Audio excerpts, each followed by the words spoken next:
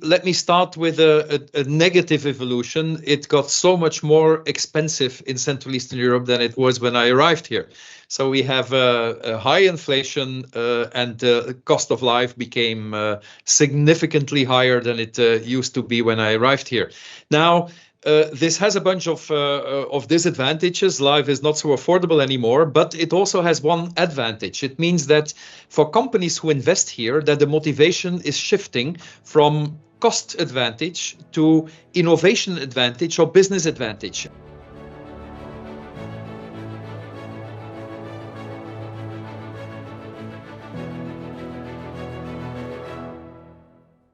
Tom, welcome and thank you so much for having this conversation with me today.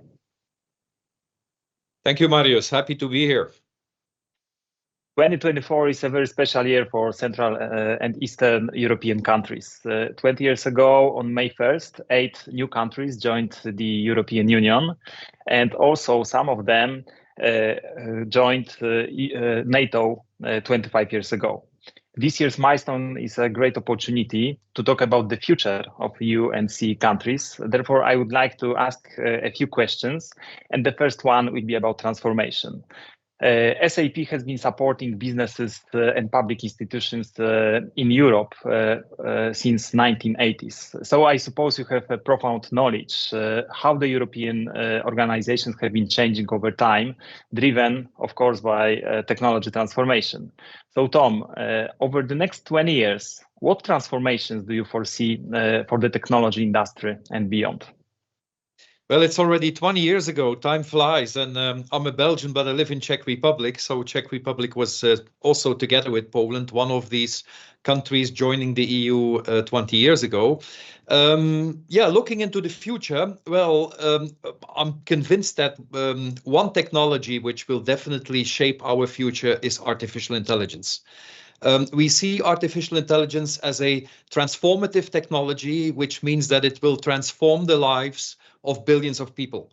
And internet, for instance, was also a transformative technology, which made actually the marginal cost of distributing information, distributing data, zero. Now with artificial intelligence, it brings actually the marginal cost to create data or to create information to zero or close to zero. And that's why we believe it will really, really shape the way we live in the next 20 years. And a technology which will also impact, which is closely linked with artificial intelligence, is Internet of Things. And we will see more and more objects in the billions, even fast-moving consumer good objects, which will be linked to the internet, which will have a chip and which will send data and interact with the internet.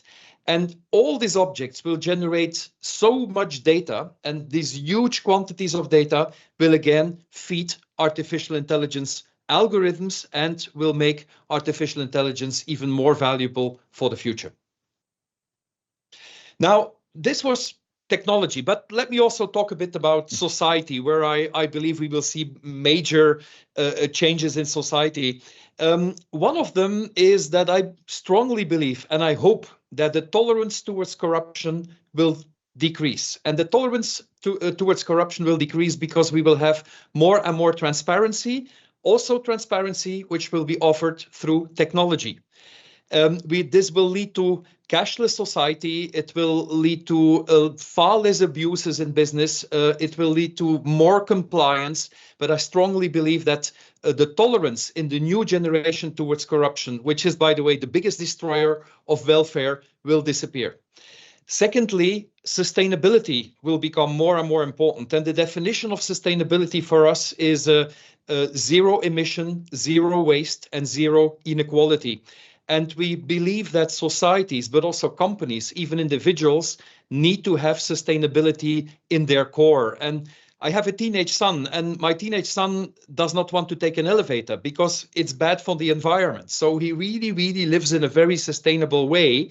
And also his friends are doing the same. So they are our customers of tomorrow. They are our employees of tomorrow. And as a company or as a society, if you do not take sustainability in your core, likely you will lose the hearts and the minds of your future customers, potential customers, and your future potential employees.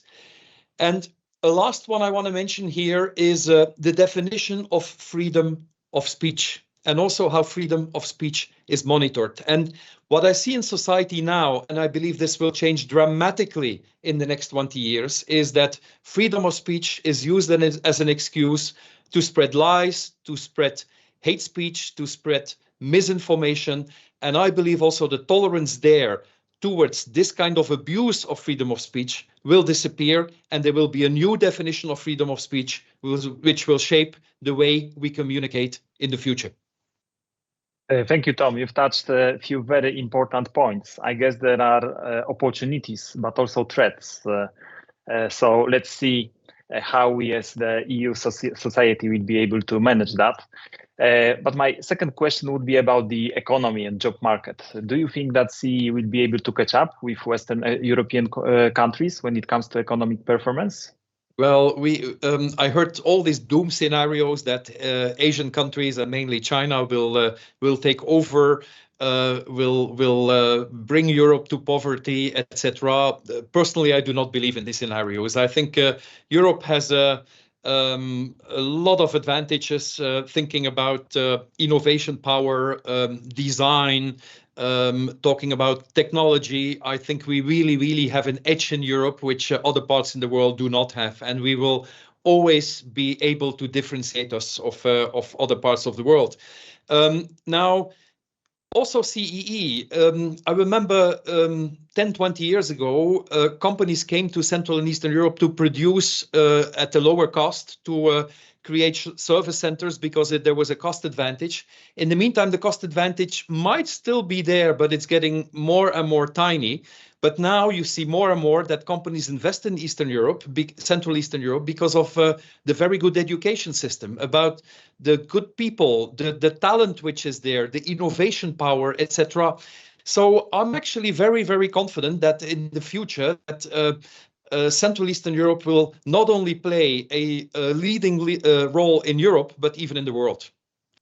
Now, linked with that, where we need to be very cautious is that we do not lose our flexibility, because through over-regulation, often we saw also in the past that flexibility is disappearing. And before I talked about artificial intelligence, also here, AI requires governance, requires regulation, but just enough not to kill the creativity and the flexibility. And it's a very delicate balance, but I clearly express my hope that the regulator will find the right balance in order to regulate, to govern AI, which is needed, but at the same time to let companies the freedom to develop some applications, some systems with AI, which are really offering tremendous value to the society. Thank you. I think that it's very important to say that we need to differentiate, and there are many tools to do that. One of them are the investments. And my next question would be, what measures should be taken to make CEE a secure and appealing destination for investments over the next 20 years? Yeah, well, political stability is key, but ethical political stability. And with this, I mean, some countries with dictatorship are also politically stable, but it's simply not ethical. And I believe that limited freedom of press, legal systems which are missing independence, this kind of signals will not attract investors in the future. And I believe the choices which investors are making will be far more based on ethical aspects in the future, on stability aspects than on anything else. Even will become more important than return on investment. So in that sense, I think also monetary stability will be important. Some people tell me the euro is dead. Another doom scenario I want to mention. I strongly believe that this is not the case. I'm a big fan of the euro, and I see all kinds of signals now that more and more countries want to join the EU, want to join the Eurozone. So the monetary stability with exchange rates, which are quite stable, is also something which is extremely important to attract investors, and mainly foreign investors.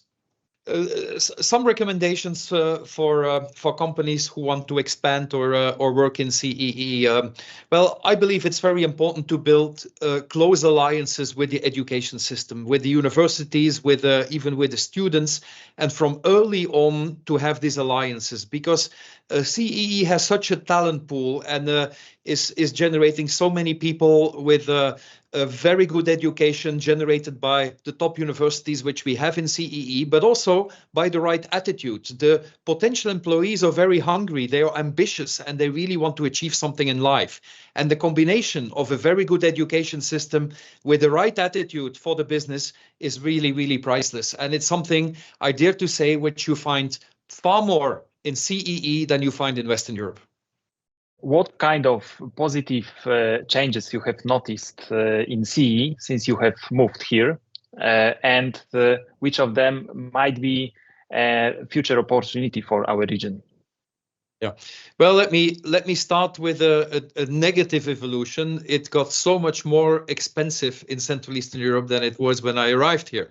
So we have a high inflation and the cost of life became significantly higher than it used to be when I arrived here.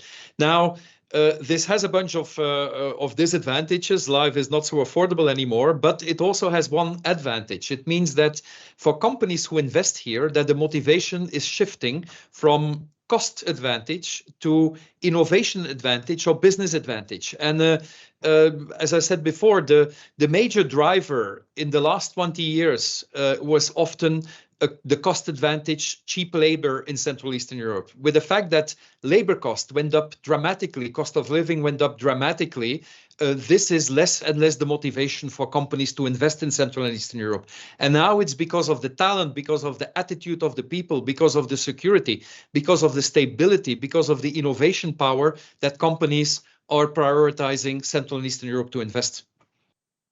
My last question would be more personal. So what would be your main message for a 20-year-old today and your wish for the future? Well, I have a 16-year-old, so that's quite close to the 20-year-old. And what I recommend him is be critical. And what do I mean with be critical? It's not because you read something, you hear something, you see something in the digital world that it means that it's true. So ask yourself, is it true? How can I verify it? Do the people who communicate something have a certain interest in it? Yes or no? But be really, really critical. That's definitely one message. The second message is stay away from extremes, look for compromises, develop a critical, creative mind, but misinformation is polarizing, is creating extremes, and riding on this wave is never bringing something positive. That's very valuable. Thank you very much, Tom. And thank you for joining our project. And thank you for joining the discussion. You're welcome. Happy to be here. Thank you.